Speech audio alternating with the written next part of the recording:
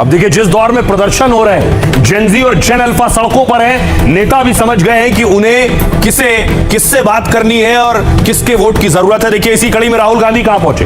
राहुल गांधी पुणे पहुंचे छात्राओं से मिलने के लिए। सिर्फ छात्राओं से मिले राहुल गांधी। जब मंच पर पहुंचे, वो तस्वीर देखिए।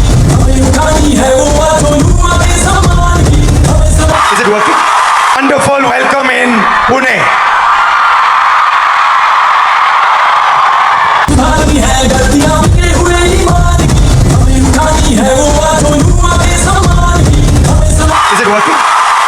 अब देखिए, राहुल पुणे में कॉलेज में थे, तो दूसरी तरफ एबीवीपी अखिल भारतीय विद्यार्थी परिषद के जो छात्र हैं वो भी प्रदर्शन कर रहे थे, वंदे मातरम गा रहे थे, कांग्रेस का घेराव कर रहे थे पुणे में।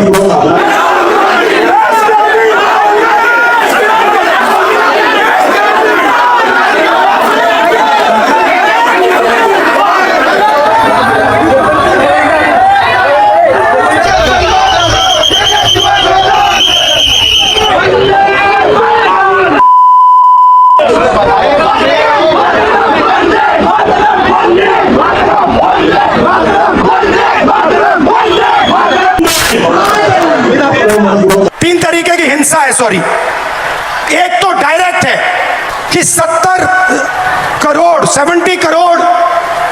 Journeys are there. First thing to understand is before they are born, पैदा होने से पहले हर साल 4.5 लाख लड़कियों की हत्या होती है।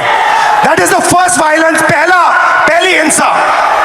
दूसरी हिंसा हरासमेंट। इस भीड़ में से 80% लड़कियों को कहीं ना कहीं हरास किया गया है।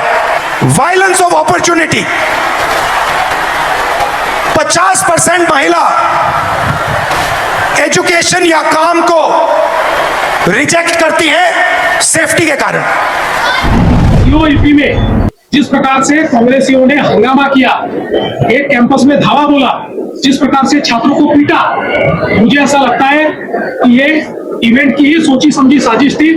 जिस प्रकार से किसी पिक्चर को हिट करना है तो कंट्रोवर्सी निर्माण करो, उस प्रकार से सोच समझकर ये कंट्रोवर्सी उन्होंने तैयार की है। मुझे ऐसा लगता है ये छात्रों की गूंज नहीं है, ये राहुल गांधी का रीलॉन्च है। राहुल गांधी एक जुबान भी देश और दुनिया में बढ़ते हुए भारत की तारीफ नहीं की, केवल भ्रम फैलाना और भ्रम फैला करके लोगों को देश के प्रति भड़काना। एक बात साफ है कि सभी नेता इस कोशिश में हैं कि युवा उनके साथ जुड़े। इसी कड़ी में देखिए, प्रधानमंत्री नरेंद्र मोदी आज बीजेपी हेडक्वार्टर पहुंचे। बीजेपी हेडक्वार्टर पहुंचने के पीछे मकसद उस नई टीम से मिलना था जो नई टीम नितिन नवीन की है, जिसमें कई नेताओं को जोड़ा गया। उसमें स्मृति ईरानी और वसुंधरा राजे सिंधिया भी शामिल। उस टीम से मिलने पीएम मोदी पहुंचे।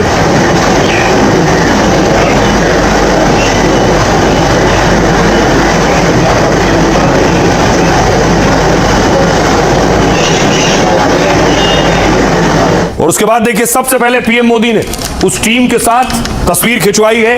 ये वो पूरी टीम है, नितिन नवीन की टीम कहिए, बीजेपी की टीम कहिए।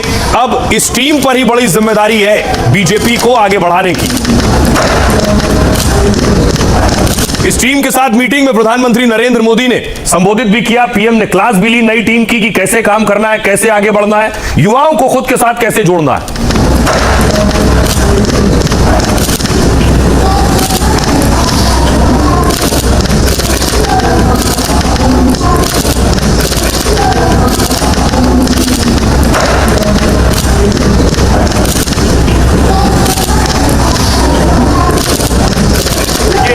प्रधानमंत्री नरेंद्र मोदी ने नई टीम बनाई। अब नई टीम से क्या कुछ कहा है पीएम मोदी ने, नई टीम को कैसे काम करना है, देखिए। पीएम मोदी ने नई टीम को संबोधित किया। नितिन नवीन की टीम आज पहली बैठक थी इस टीम की। पीएम मोदी ने इस टीम से मुलाकात की। जेनजी से संवाद को लेकर बीजेपी ने टीम बनाई। बीजेपी अध्यक्ष नितिन नवीन इस टीम को लीड करेंगे। स्मृति ईरानी को इस टीम में शामिल किया गया। विनोद तावड़े, गुजरात के उप मुख्यमंत्री हर्ष सांघवी इस टीम में। ओपी चौधरी को इस टीम में शामिल किया गया है। बीजेपी की यह टीम जेन जी से मुलाकात करेगी, उनकी समस्याओं को जानेगी और मुद्दों का समाधान किया जाएगा। इससे पहले सभी मंत्रियों को विश्वविद्यालय जाने को कहा गया।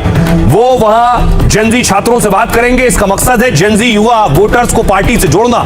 2027 में बीजेपी पंजाब सहित 7 राज्यों में विधानसभा चुनाव होने, यूपी और पंजाब, इन 7 राज्यों में करीब 22% वोटर 8 से 29 साल की उम्र के। भारत में 15 से 24 साल की उम्र के करीब 25 करोड़ 70 लाख युवा हैं। अब सोचिए, जब 15 से 24 साल के युवाओं की उम्र 25 करोड़ से ज्यादा है, उसी पर नजर सियासतदानों की। सुनिए क्या कह रहे हैं। पहला पदाधिकारी बैठक माननीय नितिन नवीन जी का हुआ है। उसमें पहला रिजोल्यूशन, पहला प्रस्ताव भारत के गौरव, भारत के सम्मान और जिन लोगों ने, जिन हुतात्माओं ने अपना बलिदान दिया है भारत की स्वतंत्रता के लिए, वैसे महामंत्र वंदे मातरम के सम्मान में यह प्रस्ताव जारी हुआ है। कांग्रेस का झंडा और एजेंडा मुस्लिम लीग के कार्यालय में सरेंडर कर दिया है और मुस्लिम लीग का विभाजनकारी एजेंडा लेकर आज कांग्रेस के सभी नेता निकले हैं। कोई नेता कैसे भारत के राष्ट्रीय गीत को काट सकता है? 140 करोड़ भारतीयों का सम्मान है राष्ट्रीय गीत।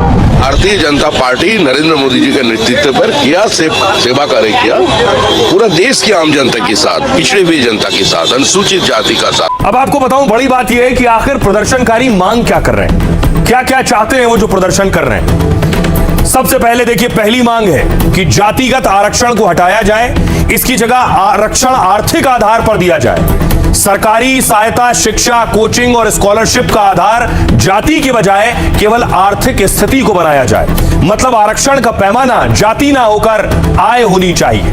दूसरी मांग है, प्रदर्शनकारियों ने SC/ST एक्ट को हटाने की मांग की। यह कानून SC/ST समुदाय के लिए बनाया गया। इनके खिलाफ होने वाले अपमान, भेदभाव, हिंसा, अत्याचार रोकने का कानून है। इस केस में 6 महीने से लेकर उम्र कैद तक की सजा हो सकती है। तीसरी मांग, प्रदर्शनकारियों ने UGC के समानता के नियमों को वापस लेने की मांग की। उच्च शिक्षण संस्थानों में जातिगत भेदभाव, उत्पीड़न रोकने के लिए इसे बनाया गया। हर कॉलेज, यूनिवर्सिटी में समानता कमेटी का गठन होना था। SC/ST और OBC छात्रों के लिए एक सेल बनाया जाना था। सामान्य वर्ग के छात्रों ने इसे एक तरफा और भेदभावपूर्ण बताया। भारी विरोध के बीच मामला सुप्रीम कोर्ट पहुंचा, जहां सुप्रीम कोर्ट ने इस पर अंतरिम रोक लगा दी थी। केंद्र सरकार ने कोर्ट में कहा था कि वो इस पर विचार कर रही है। चौथी मांग, हर 10 साल में आरक्षण व्यवस्था की समीक्षा की मांग की गई। देखा जा सके कि आरक्षण का लाभ वंचितों को मिल रहा है या नहीं। आरक्षण के दायरे में क्रीमी लेयर का नियम सख्ती से लागू, सबसे पिछड़े समूहों को ही इसका फायदा मिले। जाति पर आरक्षण होने से उस जाति के संपन्न लोगों को भी फायदा उठाते हैं। आरक्षित वर्ग के संपन्न परिवारों और अधिकारियों के बच्चे भी लाभ उठाते हैं। इस पर नजर रखी जाए, हर 10 साल में समीक्षा हो। अब आइए आपको बताऊं कि आखिर देश में कितना आरक्षण है, जनरल कैटेगरी का क्या आरोप है, क्या कहते हैं वो और उनका गुस्सा किस बात को लेकर है, वो पता चलेगा इसके जरिए। केंद्र सरकार की नौकरी और उच्च शिक्षा में 59.5% आरक्षण है, यानी 59.5% आरक्षण है केंद्र सरकार की नौकरी में और उच्च शिक्षा में। ओबीसी को मिलता है 27% रिजर्वेशन, SC को 15%, ST को 7.5% और इकोनॉमिकली वीकर सेक्शन यानी आर्थिक रूप से जो पिछड़े हैं उनको 10% आरक्षण मिलता है। कुल आरक्षण हुआ 59.5%। मतलब सामान्य वर्ग के लिए 40.5% सीटें बचती हैं। कुछ राज्यों में आरक्षण का आंकड़ा और अलग है। तमिलनाडु में 69% तक आरक्षण लागू है। सुप्रीम कोर्ट ने आरक्षण को अधिकतम 50% तक सीमा तय की है, लेकिन कई राज्यों में स्थानीय आधार पर इसे बढ़ा दिया गया है। इसको लेकर भी लोगों में नाराजगी है। सुनिए जरा क्या कह रहे हैं इस पर सियासतदान।